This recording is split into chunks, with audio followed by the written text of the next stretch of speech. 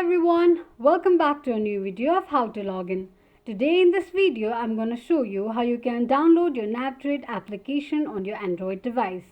Watch the video till the end. To download your Nabtrade application, firstly open your Play Store. In the search box at the top, type in Nabtrade and make your search.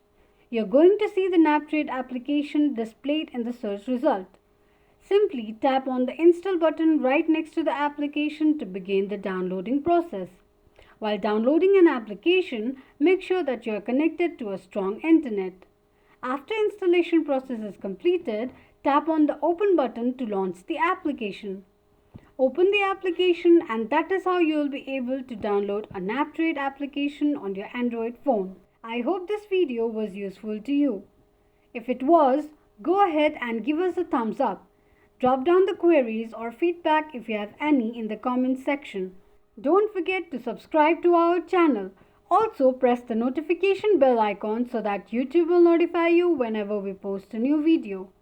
Thank you so much for watching.